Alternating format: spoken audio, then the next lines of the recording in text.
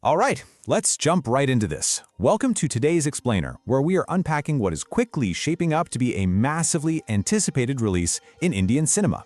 If you've been tracking the absolutely historic, earth-shattering success of the KGF franchise, you already know that rocking star Yash literally redefined the cinematic landscape. His immense screen presence captured everyone's attention, leaving us all asking one simple question: what on earth is he gonna do next? Well, the wait is over. He is back. Today we're dissecting the anatomy of his next big period gangster epic, Toxic. Let's break down exactly what we know about this return and piece together the sheer scale of this production. Now, what's really interesting about this slide is the subtitle the creators chose to pair with that intense, aggressive title, A Fairy Tale for Grown-Ups. Just think about that stark contrast for a second. On one hand, you have the word toxic, which immediately implies something venomous, dangerous, dark, and lethal, right? But then you pair it directly with A Fairy Tale for Grown-Ups. It's telling us we aren't just getting a standard run-of-the-mill action movie here.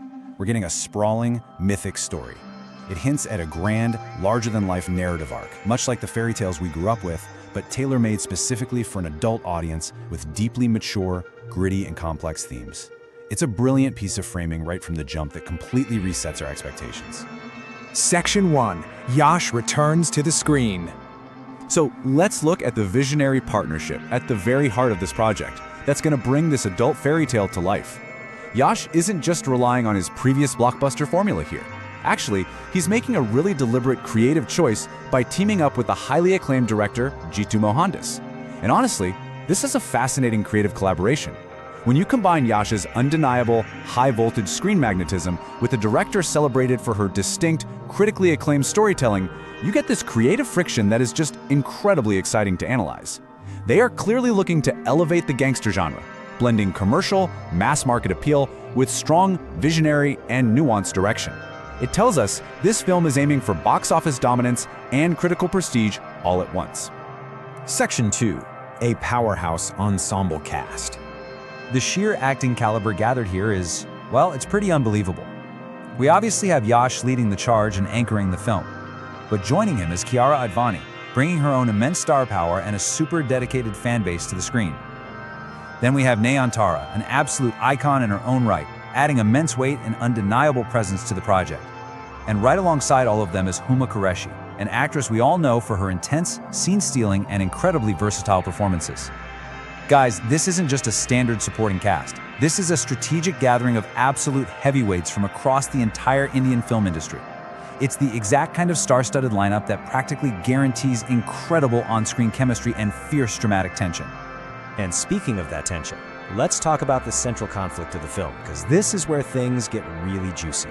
We have some incredibly strong rumors swirling around that Yash might actually be taking on a dual role in this film, which adds a fascinating layer of complexity and physical demand to his performance. But standing opposite to him, we have Huma Qureshi, who is officially set to play a deeply powerful negative character. This setup promises a completely explosive on-screen confrontation. Just imagine the dynamic of Yash potentially playing two distinct, opposing facets of a character going head-to-head with a formidable villainous Huma Qureshi. The dramatic stakes are going to be completely off the charts. Section 3. Goa's historic drug cartels. But where does all this epic conflict, dual roles, and villainy actually take place? Well, we're stepping entirely away from the modern day and plunging deep into a very specific era of the past. The plot unfolds across a wildly ambitious timeline, the 1940s, 50s, 60s, and 70s. We're going to be taken deep into the dark, gritty world of Goa during these specific historical decades. Think about it. This period gangster saga isn't just a brief snapshot of a single year. It spans an entire generation of organized crime. By mapping the story across these four very distinct decades, the film promises to show us the rise, the bloody evolution, and the deep-rooted history of the drug cartels in Goa. It's world-building on a truly epic scale. You have to imagine the shifting fashions, the changing vintage vehicles, and watching a criminal empire literally grow and adapt over 40 years of history. Section 4. Unprecedented scale and release. Now, to successfully pull off a multi-decade period piece with an all-star cast like this requires absolute, unwavering financial commitment. And the crucial point here is this staggering figure, up to 1,000 crore rupees. Let me put that into perspective for you.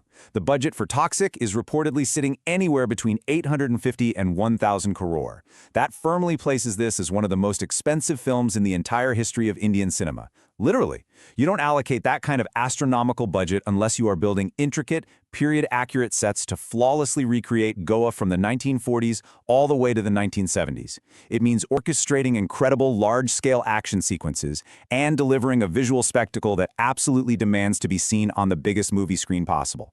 It's a financial horizon that speaks volumes about the sheer confidence the producers and the director have in this project. Which leads us directly to the million-dollar question: when can you actually experience this spectacle? The release is officially scheduled for August 26, 2026. Definitely mark that down on your calendars. And notice I said global. This isn't just going to be a standard regional premiere. This is being planned as a truly worldwide release. They're giving themselves a super long runway to build the ultimate hype for what is destined to be a cinematic event of global proportions. The sheer scale of this worldwide rollout perfectly matches the towering ambition of the film itself. So, having looked at all these distinct pieces on the board together, the visionary, acclaimed director, the staggering multi-decade gangster storyline set in historic Goa, the powerhouse pan-Indian cast, and that unbelievable 1,000 crore budget, I gotta leave you with this. Are you ready for Yash's return to the big screen?